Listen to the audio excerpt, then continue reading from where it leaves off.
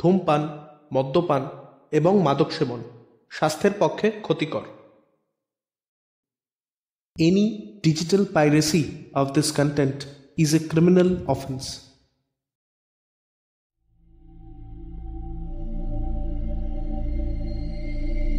Storyline YouTube channel presents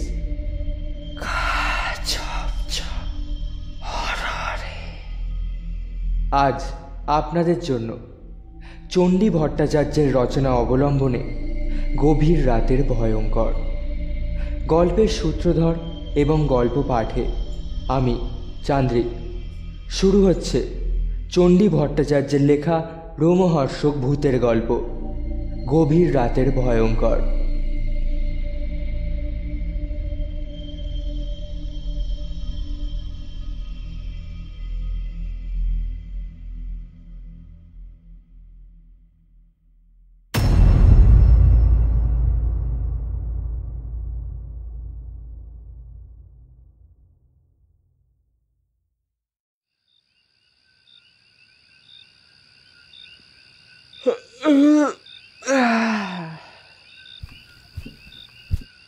গোটা 7 ফাইলের এক গাদা কাগজপত্র ঘাঁটাঘাঁটি করে বিছানায় এসে যখন শুয়ে পড়লাম তখন রাত 1টা বেজে গেছে।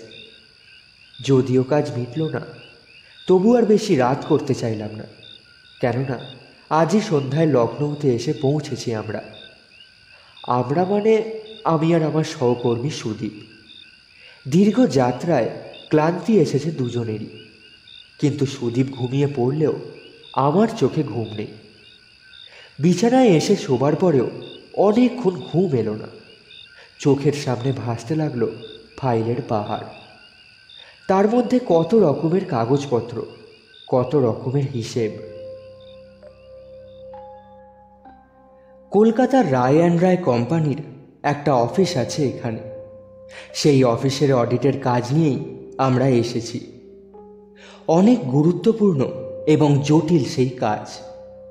আমার মাথা থেকে তাই কাজকর্মের ভাবনাটা যাচ্ছিল না কিছুতেই। তবু ভাবতে ভাবতে কখন যেন ঘুমিয়ে পড়লাম। কোনোদিনই গভীরভাবে ঘুম আসে না আমার চোখে। হয়তো সবেমাত্র ভাত ঘুম এসেছে, কিংবা সত্যি সত্যিই ঘুমিয়েছি একটু। হঠাৎ কোনো শব্দে সেই ঘুম উধাও। এরকমটা বহুদিন হয়েছে। আজও কি একটা শব্দে একসময় ঘুম ভেঙে গেল হঠাৎ। ঘোর কাটতেই দেখি টেলিফোন বাজছে। বেজেই চলেছে একটানা।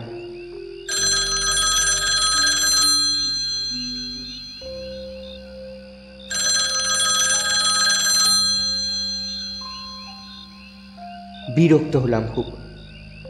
আমরা যে এই হোটেলে উঠেছি তা এখানকার অফিসের হেড ক্লার্ক রামরতনবাবু ছাড়া তো আর কেউ জানে না। এত রাতে তার ফোন আসবারও কথা নয়। তবে কে? বিরক্তি সত্ত্বেও উঠে গিয়ে তুলে নিলাম রিসিভারটা। বললাম,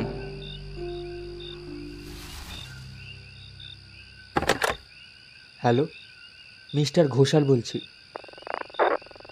ওপাশ থেকে উত্তর এলো না কোনো, অথচ বেশ বুঝতে পারছি কেউ একজন লাইনটা তখনও ধরে রেখেছে। রাগ করে রিসিভারটা নামিয়ে রাখতে যাচ্ছিলাম, তার আগেই ওপাশ থেকে ভেসে এলো কণ্ঠস্বর। নমস্কার। প্রতি নমস্কার জানাবার সৌজন্যটুকু ততক্ষণে উড়ে গেছে। তাই বললাম, আপনি কে? কোত্থেকে বলছেন? আমাকে চিনবেন না, কারণ আপনি আমাকে কখনো দেখেননি। আমি কিন্তু আপনাকে চিনি, এবং আপনার সঙ্গী বন্ধুটিকেও। আপনাদের সব খবরই আমি রাখি।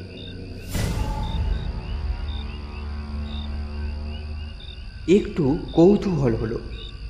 কণ্ঠস্বরটা রামরতন বাবু নয়, তাহলে কে এই লোকটা? আমাকে চেনে, কিন্তু আমি তাকে চিনি না। ভাবতে চেষ্টা করলাম, অফিসের অন্য কেউ কি? না, তাই বা কি করে হয়? ঠিকই ধরেছেন, আমি আপনার অফিসের কেউ নই। রামরতন বাবু তো নই। ভীষণভাবে চমকে উঠলাম। আমার মনের ভাবনাটাই বলে দিল লোকটা। আশ্চর্য, তাহলে আপনি কে বলুন তো? আমি আগেই তো বলেছি আমাকে চিনবেন না। আমাকে আপনি চিনলেন কি করে? কি করে চিনলাম এটা বলতে পারবো না। কবে থেকে চিনলাম যদি প্রশ্ন করেন তাহলে ধরে নিতে পারেন আজ থেকে। আমি আপনার আর আপনার সহকারীর সম্পর্কে অনেক কিছুই বলে দিতে পারি, শুনবেন? যেমন ধরুন, হ্যাঁ, 1 মাস আগে রায় অ্যান্ড রায় কোম্পানির আসামের অফিসে 3,50,000 টাকার কারচুপি আপনারা ধরে ফেলেছিলেন।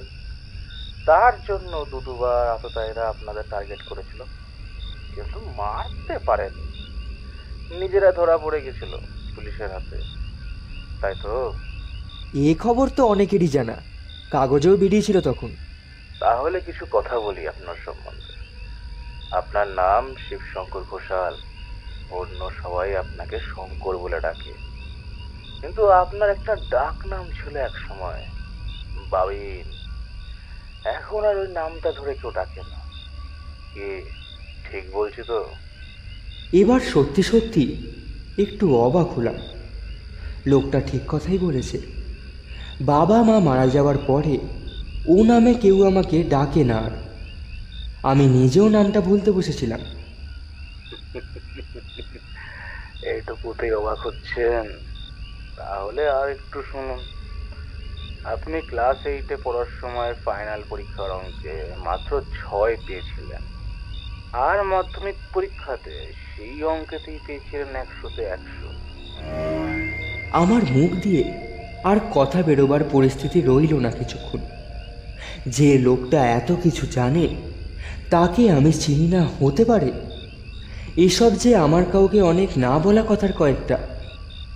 শেষ পর্যন্ত অবাক ভাবটা কাটিয়ে উঠে বললাম, আপনি দেখছি সত্যি সত্যি আমার সম্বন্ধে অনেক কিছু জানেন, কিন্তু এই জানার সঙ্গে মাঝরাতে এরকমভাবে ফোন করবার কী সম্পর্ক? এত রাতে আপনাকে জাগিয়ে দিয়েছি বলে আমি দুঃখিত শঙ্কর বাবু।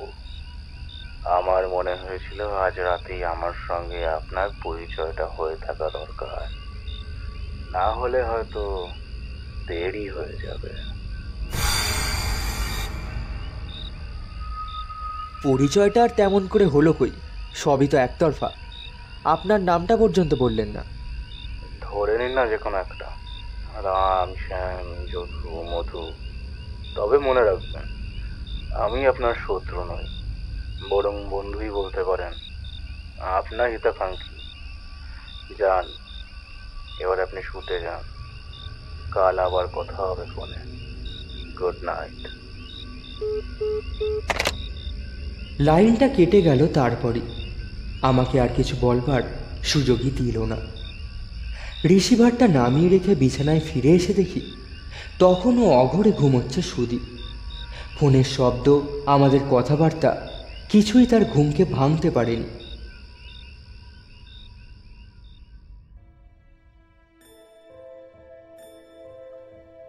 পরদিন অফিসে গেলাম দুজনে। বেশ বড় অফিস, কাজকর্ম দেখলাম জমেছে বেশ। শেষ করতে দিন কয়েক লেগে যাবে আমাদের। হাতে কিছুটা সময় ছিল, তাই তাড়াহুড়ো করতে চাইলাম না।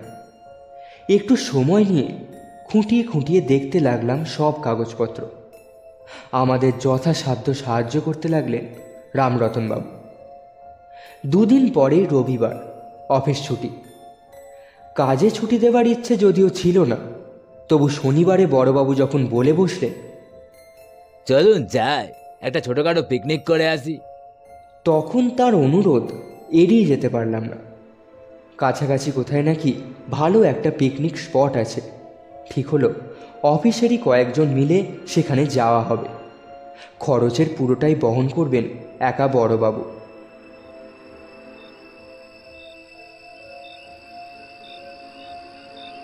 শনিবার রাতে আবার ফোন পেলাম সেই লোকটা।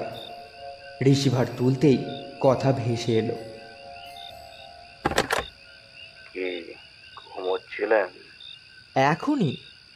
তখন রাত 10টা বাজে মাত্র, তাই এমনভাবে বললাম যাতে করে লোকটা বুঝে যায় একটু বেশি রাত করেই ঘুমোতে যাই আমি। আমার ইঙ্গিতটা বোধহয় বুঝলো ওপাশের অদেখা মানুষটি। তাকে বলতে শুনলাম, বেশি রাত করে ঘুমোনো কিন্তু ঠিক না শঙ্কর বাবু। যাক ওসব কথা, কাল পিকনিকে যাচ্ছেন তো? ও বাবা, এর মধ্যে সেটাও জেনে গেছেন? আপনি মানুষটি কে সত্যি করে বলুন তো ভাই। এখন কোনো প্রশ্ন করবেন না প্লিজ, আগে আমার প্রশ্নের উত্তর দিন। যাচ্ছেন আপনারা? সেরকমই তো কথাবার্তা হয়ে আছে। একদম ঠিকঠাক? হ্যাঁ। আমার একটা সাজেশন শুনবেন, কাল পিকনিকে যাবেন না। যাব না কেন? ধরে নিতে পারেন আমার অনুরোধ, আমি বারণ করছি বলেই আপনি যাবেন না। লোকটার কথা বলার ধরনে এবার রাগ হয়ে গেল। আমরা কোথায় যাই বা না যাই তা নিয়ে মাথা ব্যথা করবার ওকে, বারণ করবারই বাকে। বেশ ঝাঁঝের সঙ্গে উত্তর দিলাম, শুনুন, অনুরোধ করবারও সঠিক জায়গা খুঁজতে হয়, কিন্তু তাছাড়া আপনার অনুরোধ রাখতেই হবে সেরকম বাধ্যবাধকতা আমার নিশ্চয় নেই। না, তা নেই ঠিক, তবুও শঙ্করবাবু, আমার কথা মেনে চললে আপনাদেরই ভালো হবে। আমি আপনাদের ভালো চাই। আমাদের ভালো চাইবার জন্য ধন্যবাদ, রাখছি। আশা করি আর আমরা আপনার দিক থেকে ফোন পাবো না। শুনুন শঙ্করবাবু, শুনছেন? হ্যালো, শুনছেন? আমি সত্যি আপনাদের ভালোর জন্য বলছি, পিকনিকে যাবেন না প্লিজ। লোকটা আরও কিছু বলতে চাইছিল, কিন্তু আমি সে সুযোগ দিলাম না। রিসিভারটা রাগ করে সশব্দে নামিয়ে রেখে ফিরে গেলাম বিছানায়। শোবার সময় লোকটাকে মনে করবার চেষ্টা করলাম একটু। প্রথম দিন থেকে আজ পর্যন্ত মাত্র দুবারই কথা হয়েছে আমাদের, দেখা একবারও হয়নি। লোকটা কে, ওর উদ্দেশ্যটাই বা কি?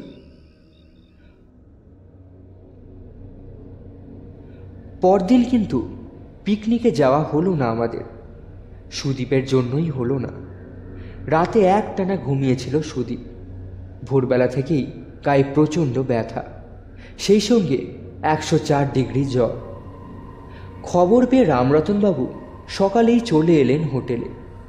খবরটা অবশ্য আমিই দিয়েছিলাম তাকে, কেননা এই বিদেশ বিভুঁইয়ে সুদীপকে নিয়ে আমি একা, আর এরকম সমস্যাতে আগে কখনো পড়িনি।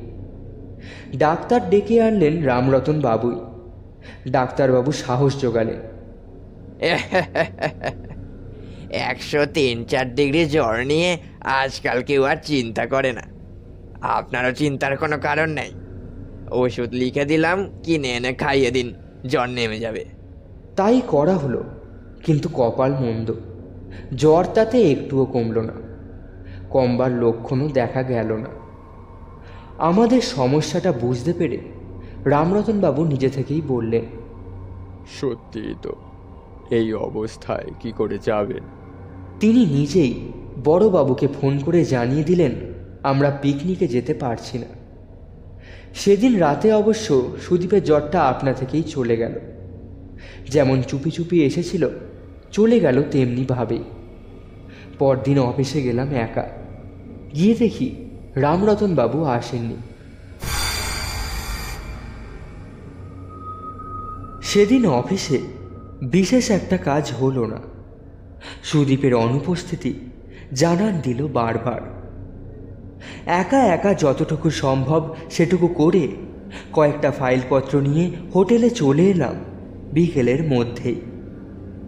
বিছানায় শুয়ে শুয়ে সুদীপ আমার কিছুটা সাহায্য করতে পারবে, আর কাজটা তাড়াতাড়ি সারা দরকার। লখনৌয়ে বেশি দিন থাকবার ইচ্ছেটা সুদীপের জ্বর হওয়ার পর থেকেই যেন উবে গেছে।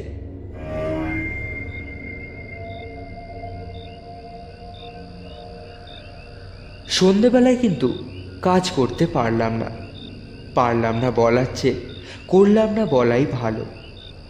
বিকেল থেকেই থমথমে হয়েছিল আকাশ। সন্ধ্যের সময় ঝড় শুরু হয়ে গেল। ঘরের দরজা জানলা বন্ধ করে দিলাম। বাইরে যেন প্রলয় চলছে।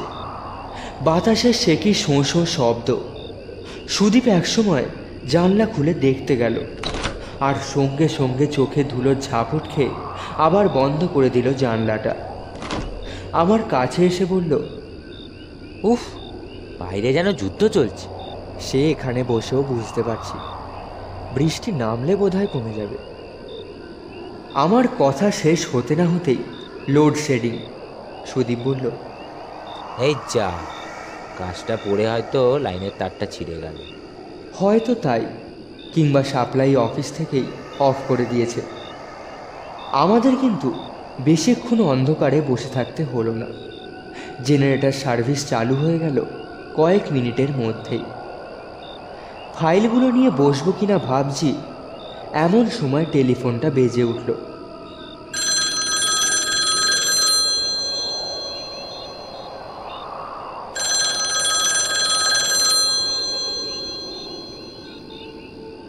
প্রথমে ভাবলাম লাইনটা ধরবো না, কারণ মন বলছিল এ সেই লোকটিরই ফোন।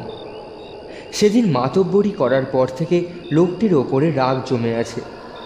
যদিও ওর অনুরোধ আমরা রাখিনি, তবু পিকনিকে তো আমাদের যাওয়াই হয়নি। সে যা চেয়েছিল তাই ঘটেছে শেষ পর্যন্ত, আর সে কারণেই যেন তার ওপরে আমার রাগ। কিন্তু ফোনটা ছিল বড়বাবু। রিসিভারটা ধরতেই কথা ভেসে এলো। কি ব্যাপার, ঘরে ছিলেন না? আপনি এখন? কোনো জরুরি খবর আছে নাকি? আরে না না, বাইরে এমন দুর্যোগ, আপনারা কে কোথায় কেমন আছেন তা জানবার জন্য। ভালো আছেন তো? কোনো অসুবিধা হচ্ছে না তো? না না, ঠিক আছি। মানে কি করছেন এখন? এই অবস্থায় কিছু করবার উপায় আছে কি? ঝড় একটু কমলেই ফাইল নিয়ে বসবো। ও আচ্ছা, ঠিক আছে, ভালো থাকুন, তাড়াতাড়ি কাজ শেষ করুন। রাখছি, কেমন? আমি যখন ফোনের রিসিভারটা নামিয়ে রাখলাম, তখনও বাইরে বাতাসের সেই একই বেগ। সুদীপ অবশ্য বলল, আগের থেকে কমেছে একটু। কিন্তু আমার তা মনে হলো না। ঝড়টা কতক্ষণ ধরে চলেছিল বলতে পারবো না। বিছানায় শুয়েছিলাম একটু, কখন যেন ঘুমিয়ে পড়েছিলাম। ঘুম ভাঙতে দেখি ঝড় থেমে গেছে, তার বদলে নেমেছে বৃষ্টি। ঝরেই চলেছে অঝোর ধারায়। তাড়াতাড়ি ফাইল নিয়ে বসলাম। বেশ কিছু সময় নষ্ট করেছি ঘুমোতে গিয়ে, কিন্তু আমার সেই ব্যস্ততার মধ্যেই এক রাশ বিরক্তি নিয়ে এলো সেই রহস্যময় লোকটির টেলিফোন।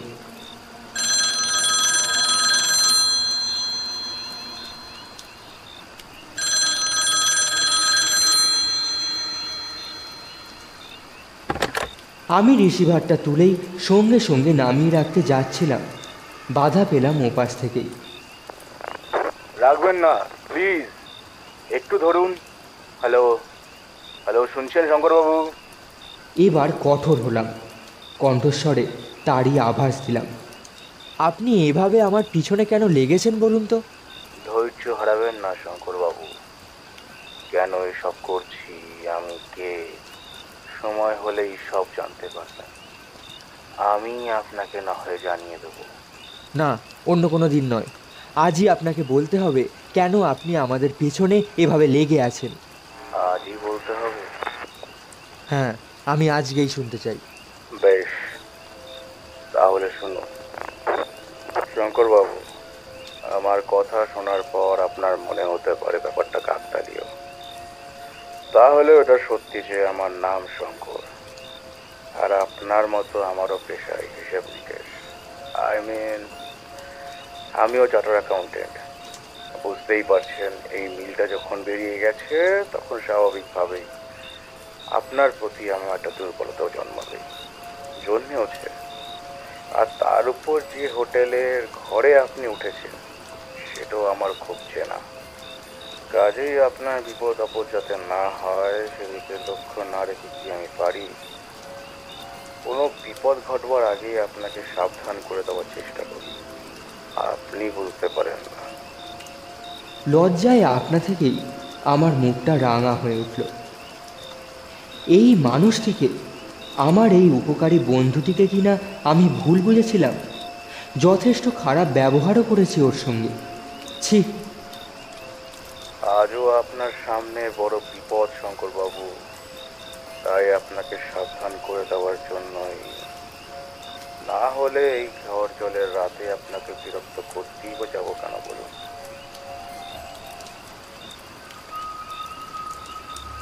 আসামে থাকার সময় আমাদের ওপরে যে হামলা হয়েছিল, গুলি ছুঁড়েছিল, এই মুহূর্তে সে কথা মনে পড়ে গেল। গুলিটা আমার কাঁধ ছুঁয়ে বেরিয়ে গিয়েছিল সামনের দিকে, রক্তে ভিজে গিয়েছিল আমার জামা প্যান্ট। আর সবচেয়ে বড় কথা, আমি এতই হতভম্ব হয়ে গিয়েছিলাম যে কিছুক্ষণ কথা পর্যন্ত বলতে পারিনি। এমন বিপদের গন্ধ পেয়ে আমি তাই একটু ভয় ভয়েই বললাম, বিপদ মানে? কেউ কি আমাদের ওপর? টার্গেট তো অবশ্যই আপনারা, কিন্তু আমরা তো কারোর ক্ষতি করিনি। এটা শুধু আপনাদের মতামত, তাদের নয়। আর ক্ষতি করেননি তাই বা জোর দিয়ে বলছেন কি করে? আপনাদের কাজই তো কারোর না কারোর ক্ষতি করবার পক্ষে যথেষ্ট। মানে আপনি ঠিক কি বলতে চাইছেন বুঝতে পারছি না। পারবেন, পারবেন, আজই সব বুঝতে পারবেন। আপনাদের ফাইলের কাগজপত্রই আপনাদের সব বুঝিয়ে দেবে। আমি চমকে উঠলাম। সামনেই রয়েছে সেই কাগজপত্র। চোখ গেল সেদিকে। কি বলতে চাইছে শঙ্কর নামের ওই মানুষটি? যে আসছে সেও বুঝে গেছে আজ তার চাল ছিঁড়ে যাবে। আপনারাই ছিঁড়ে ফেলবেন। তাই সে আজকের রাতটাকেই বেছে নিয়েছে তার কীর্তির প্রমাণ আর সঙ্গে আপনাদের সরিয়ে দেওয়ার জন্য। আমার মাথার মধ্যে ঝিমঝিম করতে লাগলো। এসব কি শুনছি? এত বিপদ যে এখানে ওঁত পেতে বসে আছে, আগে তো একটুও বুঝিনি। এখন উপায়? কোনো গুরুত্বপূর্ণ বিষয়ে কথা হচ্ছে বুঝতে পেরে সুদীপ দেখি আমার কাছাকাছি সরে এসেছে। ওর চোখে চোখ পড়তেই দেখলাম শুধুই জিজ্ঞাসা। বেচারি অনুমান করছে কিছুটা, পুরোটা বুঝতে পারছে না। মুখ ফিরিয়ে নিয়ে ও পাশের হিতাকাঙ্ক্ষীকে বললাম, না না, আপনি এসব কি বলছেন বলুন তো? আমি তো কিছু ভেবে উঠতে পারছি না। ভয় নেই শঙ্করবাবু, নিজেকে শক্ত রাখুন। এসব ক্ষেত্রে ভয় পেয়ে গেলে আর কিছুই করবার উপায় থাকে না। মরার আগে মরে যাবেন কেন?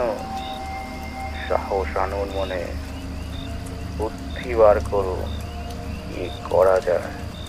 আমার মাথায় যে কিছু আসছে না। আজ রাতে কি অন্য হোটেলে চলে যাব?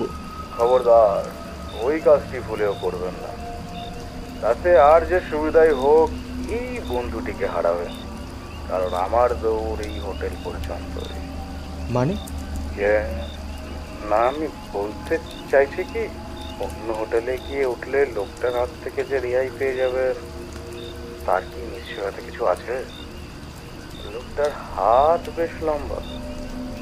এ হোটেল ছেড়ে আপনি যে হোটেলে গিয়ে উঠুন না কেন, খুঁজে ঠিক বের করে নেবে আপনাকে। এক কাজ করলে হয় না? যদি পুলিশে খবর দিই, কি ঘটেছে কি ঘটতে যাচ্ছে সব জানিয়ে যদি খবর দেওয়া যায় পুলিশে, আমার তো মনে হয় তাতে সুবিধা হবে কি? আমার কিন্তু মনে হয় না। আপনাদের মতো সাধারণ মানুষদের বেলাতে ঘটনা ঘটে যাওয়ার পর পুলিশ আসে। নিরাপত্তা দিতে ওরা আগে আগে আসে, আমি অন্তত কোনোদিন দেখিনি। আর আজকের রাতে পুলিশদের কাছ থেকে কোনো রকম সাহায্য পাওয়ার আশাটাই করা বৃথা। তাহলে উপায়? উপায় একটা আছে, তবে তাতে ঝুঁকিও আছে কিছুটা। শুনুন, প্রথম দিকে যা কিছু করবার আপনাকেই করতে হবে। একটু ভয় পেলে চলবে না। রাজি? আসন্ন এই বিপদ থেকে উদ্ধার পাওয়ার জন্যে অনেক কিছুই করতে রাজি। তাই বললাম, হ্যাঁ হ্যাঁ আমি রাজি, বলুন কি করতে হবে। বেশি কিছু না। আজ রাতে আপনারা বিছানায় শুয়ে থাকবেন ঠিকই, কিন্তু ঘুমোবেন না, আর জানলাটা খোলা রাখবেন। সে কি? জানলাটার যে গরাজ পর্যন্ত নেই, লোকটা যদি জানলা দিয়ে ভেতরে চলে আসে। হঠাৎ আমার মনে একটা সন্দেহ ঝলক দিয়ে গেল। এই সেই লোক নয় তো, যাকে ভয় পেয়ে আমাদের এই সাবধানতার প্রস্তুতি? হয়তো বন্ধু সেজে তার কাজ হাসিল করবার পথটা আরও সহজ সরল করে রাখতে চাইছে। তা না হলে যেখানে বাঁচা মরার প্রশ্ন, সেখানে আততায়ীর কাজটা আরও সহজ করে দিতে চাইছে কেন? আমার নামেরই নামধারী এই লোকটি সত্যিই বোধহয় অন্তর্যামী, নতুবা জাদু জানে। আমার ভাবনাটা বুঝে নিয়ে লজ্জায় ফেলে দিল আমাকে। বিশ্বাস করলে সব সময় কিন্তু ঠকে যায় না মানুষ। অন্যের ক্ষেত্রে কি করতেন জানি না, অন্তত আমাকে বিশ্বাস করুন। জানলা খোলা রাখলে বিপদ আরো বাড়বে জানি। লোকটা ঘরের ভিতর চলে আসবে, আর সেটাই আমি চাইছি। ওর সাথে আমার নিজেরও কিছু বোঝাপড়া আছে শঙ্করবাবু। আমি কাছাকাছি থাকবো, আপনার কোনো ভয় নেই। লোকটা আপনার ক্ষতি করবার আগেই আমি ওকে শেষ করে দেবো। মন থেকে সন্দেহের বিষটুকু নিঃশেষ হয়ে না গেলেও কিছুটা আশ্বস্ত হলাম। বললাম, কি করতে হবে আর একবার একটু বলে দিন তাহলে। জানলা খোলা রেখে বিছানায় শুয়ে থাকবেন, কিন্তু ঘুমবেন না। লোকটাকে ভিতরে ঢুকতে দেবেন। আর হ্যাঁ, সঙ্গে সঙ্গে আলো জ্বালাবেন না যেন। এছাড়া আপনাদের আর কোনো কাজ করতে হবে না। বাকি যা করার আমি করব। মনে থাকবে? থাকবে। রাখছি তাহলে।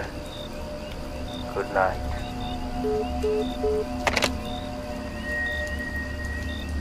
রিসিভার নামিয়ে রেখে ভাবতে বসলাম। সুদীপকে খুলেও বললাম সব। ও বলল, ফাঁকা আওয়াজ নয় তো? মানে কেউ হয়তো রসিকতা করতে চাইছে আমাদের সঙ্গে। এখানে কারো সঙ্গেই তো আমাদের ঝামেলা হয়নি। ওর কথায় যুক্তি থাকলেও আমার তা মনে ধরল না। এসব ব্যাপার নিয়ে কেই বা রসিকতা করবে, কেনই বা করবে? আর রসিকতা যদি সত্যিই কেউ করে থাকে তো তাকে পুলিশে দেওয়া উচিত। এরকম রসিকতা যে শাস্তিযোগ্য অপরাধ। সুদীপকে সঙ্গে নিয়ে নিচে নেমে গেলাম। আসার দিন রিসেপশনে যে লোকটি ছিল, আজ তার জায়গায় অন্য লোক। আমাদের দেখে জিজ্ঞাসা সুরে বলল, হ্যাঁ বলুন। লোকটার দিকে এক পলক তাকালাম। কাঠিন্য ভরা মুখ, ভালো লাগলো না। বললাম, আপনাদের ম্যানেজার কোথায়? লোকটা হাত নাড়ল। নেই, বাইরে গেছে। কাল সকালের আগে দেখা পাবেন। কিছুটা হতাশ হলাম। আমাদের অবস্থাটা তাকে জানিয়ে রাখবো বলে এসেছিলাম, অথচ এই লোকটাকে সব কিছু বলতে ভরসা হলো না। শুধু বললাম, এখানকার থানায় একটু যোগাযোগ করা দরকার। বলছি, ফোন নম্বরটা দিতে পারবেন? থানায় কি হবে? দরকার আছে, নম্বরটা জানালে খুশি হব। বেশ কর্তৃত্বের সঙ্গে বললাম আমি। লোকটা বেশ ঘাবড়ে গেল। চোখে মুখে আর কথাবার্তায় আগের সে স্মার্টনেস উধাও। রিসিভারটা নিজেই এগিয়ে দিয়ে নম্বরগুলো বলে গেল দুবার। আমি ডায়াল করতে যাব, হঠাৎ আমাদের অবাক করে দিয়ে বলে উঠল, ফোনটা খারাপ আছে। অদ্ভুত মানুষটার দিকে নিষ্পলক তাকিয়ে রইলাম কিছুক্ষণ। জীবনে এরকম অভিজ্ঞতা আর কখনো হয়নি। ক্ষুব্ধ মন নিয়ে ফিরে এলাম নিজেদের ঘরে। কিন্তু এখানকার টেলিফোনেও লাইন পেলাম না। উৎকণ্ঠা ও আশঙ্কায় মন ভরে উঠল। আসামে যে বিপদে পড়েছিলাম তা এসেছিল হঠাৎই, আগে থেকে কিছুই জানতে পারিনি। কিন্তু আজ যা ঘটতে চলেছে, যদি সত্যি হয় তা তো আগে ভাগেই জেনে ফেলেছি। জানিয়ে শুনিয়ে যে বিপদ আসে তার টেনশন যে কি মারাত্মক, তা যারা সেই পরিস্থিতিতে পড়েনি তারা বুঝতেই পারবে না। রাত যত বাড়তে লাগলো, টেনশনও যেন বাড়তে লাগলো ততই। আর এবারই প্রথম মনে হলো, রিভলভারের মতো একটা কিছু সঙ্গে থাকলে খুব ভালো হতো। বাইরে বৃষ্টি তখনও অঝোর ধারায় ঝরে চলেছে। মাঝে মাঝে মেঘ ডাকছে। সুদীপ জানলাটা ভালো করে বন্ধ করা আছে কিনা আরও একবার দেখে নিয়ে আমার কাছে চলে এলো। আচ্ছা, একটা ব্যাপার ভেবে দেখেছো? এই যে আমরা এতটা ব্যস্ত হয়ে উঠেছি, এর ভিত্তিটা আদৌ সত্যি কি না তা কিন্তু আমরা তলিয়ে দেখিনি।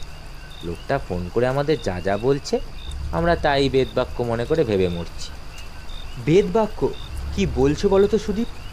তুমি কি ফাইলগুলো ভালো করে দেখেছো? না, তা অবশ্য দেখা হয়নি এখনো। সেগুলো তাহলে আগে দেখার ব্যবস্থা করো, সত্যি মিথ্যা সেখানেই যাচাই হয়ে যাবে। অগত্যা ফাইল নিয়ে বসলাম, কিন্তু তার আগে নিরাপত্তা ব্যবস্থাটা আর একবার পরীক্ষা করে নিলাম দুজনে মিলে।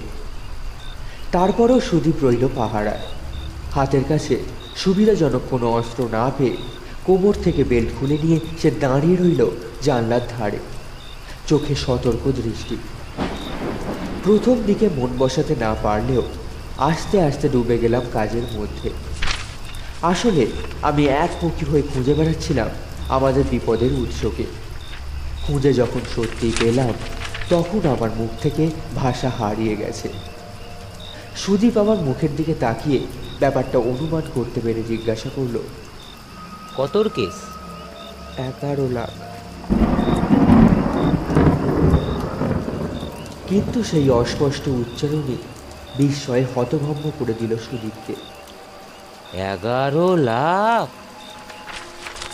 এ তো শুধু 4 বছরের হিসাব, বাকি 2 বছরের কোনো কাগজপত্রই নেই। তার মানে ওই 2 বছরে আরও কিছু টাকা এদিক ওদিক করা হয়েছে। আমার তো তাই মনে হচ্ছে। খুব সম্ভবত সে টাকার অঙ্কটাও একেবারে কম নয়।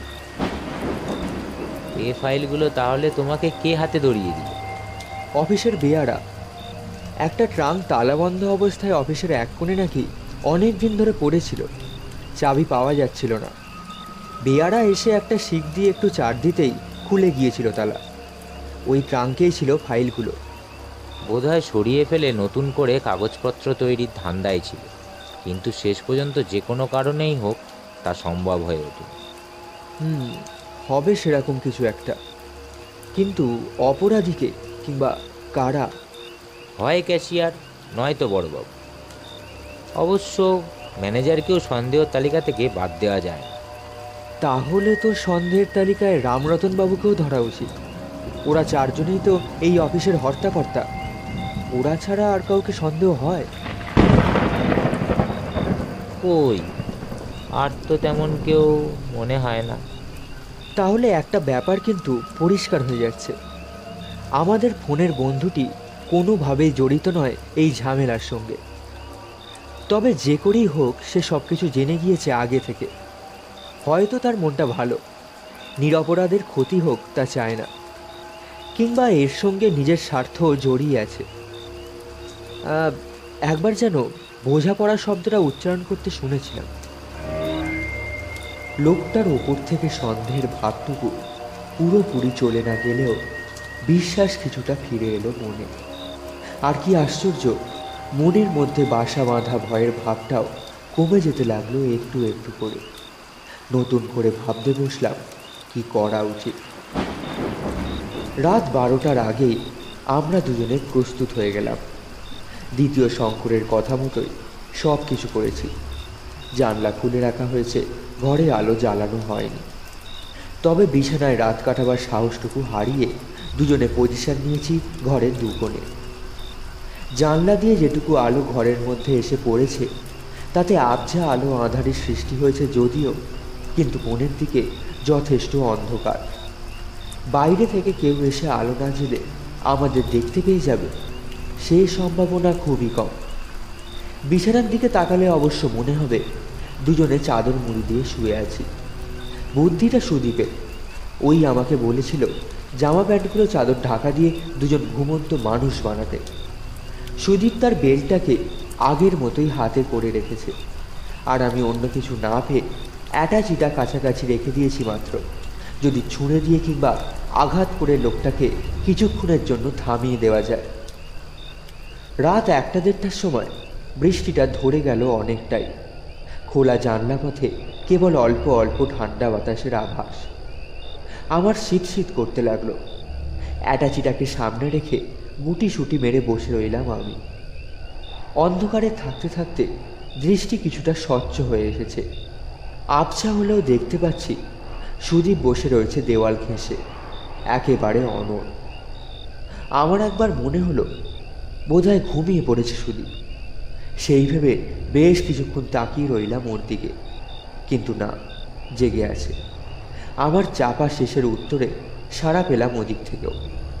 তারপর আবার দুজনে চুপচাপ। বিপদ মাথায় রেখে কেউ সাধারণত ঘুমোতে চায় না, ঘুম আসতেও চায় না সহজে। কিন্তু ঘর ভর্তি অন্ধকার আর বাইরে ঠান্ডা মিঠে বাতাস বিপদ ভাবনাকে দমিয়ে রেখে কখন যে ঘুম পাড়িয়ে দিয়েছিল আমাকে বুঝতেই পারিনি। চোখ মেললাম কিসের একটা শব্দে, তারপরেই চমকে উঠলাম।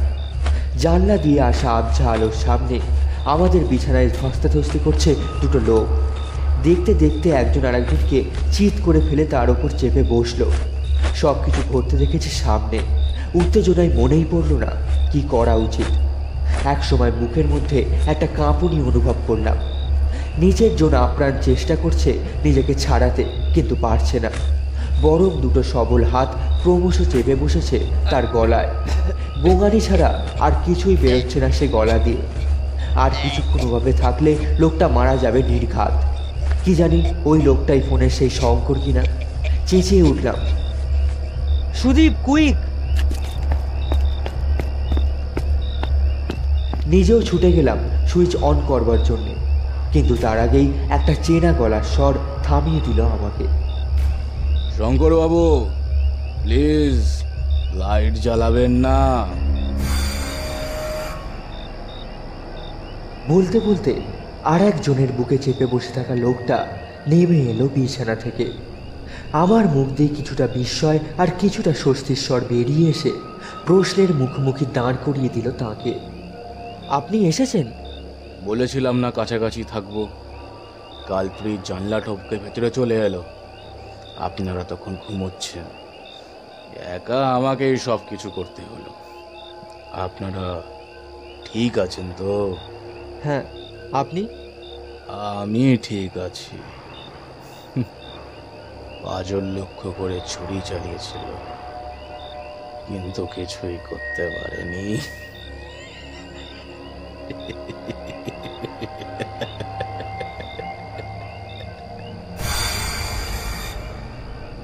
কথাটা বলেই আমাদের ত্রাণকর্তা হেসে উঠল অদ্ভুত স্বরে। আমি এগিয়ে গেলাম বিছানার দিকে। আমার দেখা দেখি সুদীপ। চিত হয়ে নিঃসারে পড়ে আছে লোকটা, বোধহয় অজ্ঞান হয়ে গেছে। বিছানায় ঝুঁকে মুখের দিকে তাকাতেই চমকে উঠলাম ভীষণভাবে।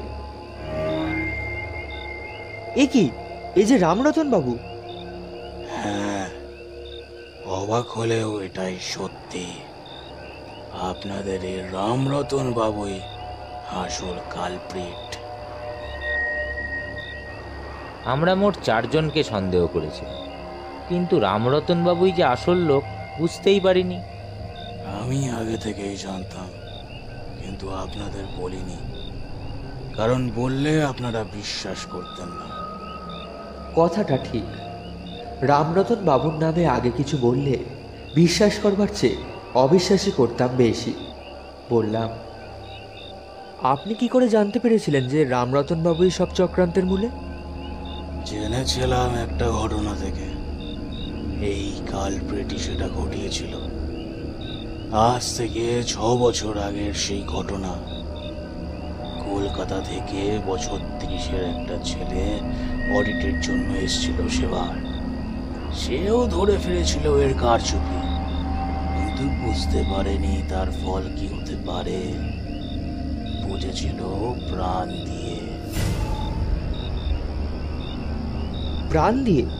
তার মানে খুন হয়ে গিয়েছিল? হ্যাঁ, হোটেলে সে যখন ঘুমিয়েছিল তখন এই শয়তানটা ঘরে ঢুকে গলার শ্বাসনলীটা কেটে দিয়েছিল ছেলেটা। কি নৃশংস! কথাটা যেন আপনা থেকেই বেরিয়ে এলো সুদীপের মুখ থেকে। তাই আপনারা এখানে অডিটের কাজে আসার পরেই বুঝেছিলাম যে বিপদ বুঝলে শয়তানটা আপনাদেরও সরিয়ে দেওয়ার চেষ্টা করবে। যে চেষ্টা যে করেছিল তা তো দেখতেই পাচ্ছেন। খুনের ঝামেলা বড় ঝামেলা, তাই ভয়ে ভয়ে জিজ্ঞাসা করলাম, মারা গেছে নাকি? বোধ হয় না, হাত দুটো একটু মুচকে দিয়েছে, গলাটা একটু টিপে ধরেছিলাম, তাতেই ভয় পেয়ে অজ্ঞান হয়ে গেছে। ওর অপরাধ অনুযায়ী শাস্তিটা একটু কম দিয়েছি কিনা বলুন, তবে হাত দুটো দিয়ে আর কোনোদিনই কিছু করতে পারবে না।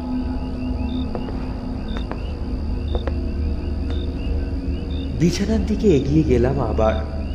এখনো কোনো সারা শব্দ নেই রামরতন বাবু, তার মানে ভালোই চোট লেগেছে। যাই হোক, লোকটাকে পুলিশের হাতে তুলে দেওয়া দরকার।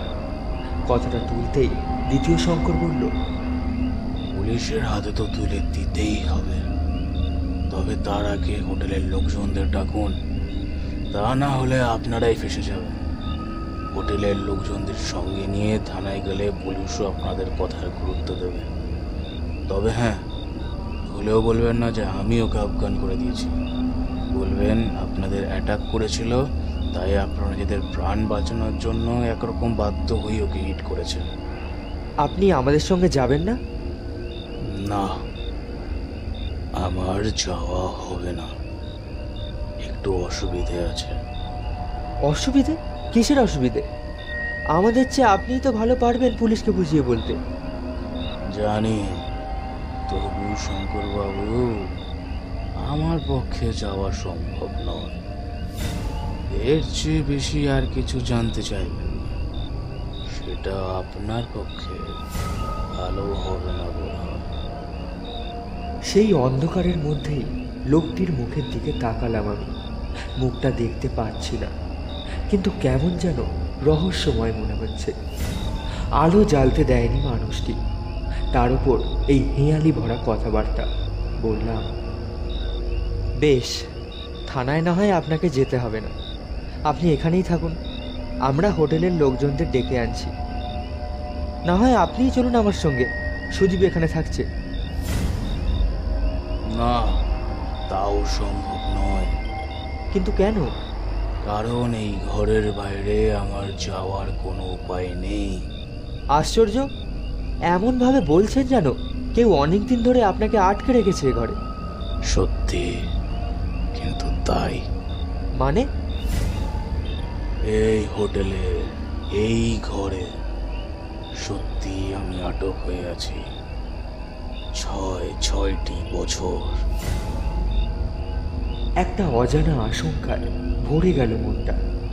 কেন কে জানে, শরীরের মধ্যে কেমন একটা শিরশিরানি অনুভব করতে লাগলাম, যেন একটা ঠান্ডা কিছু আমার শরীরের নিচে থেকে ক্রমশ ওপরের দিকে উঠে আসছে।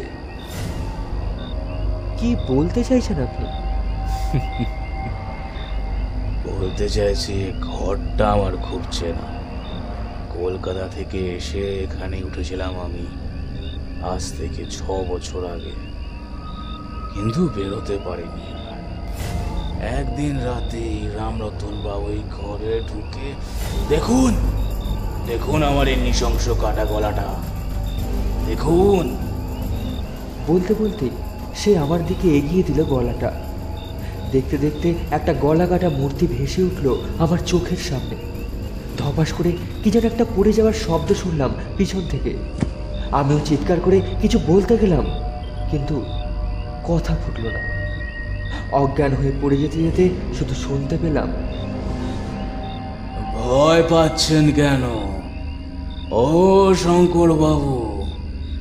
আমি আপনাদের কোনো ক্ষতি করব না শঙ্কর বাবু।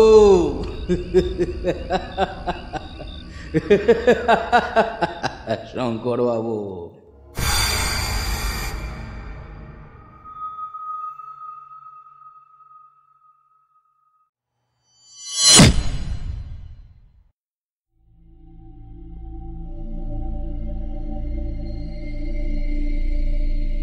শেষ হলো চণ্ডী ভট্টাচার্যের রচনা অবলম্বনে গভীর রাতের ভয়ঙ্কর।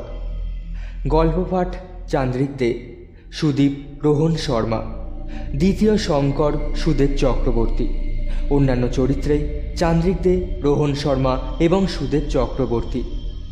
ধ্বনি পরিকল্পনায় স্নেহাদ্র শর্মা এবং পরিচালনায় চান্দ্রিক দে।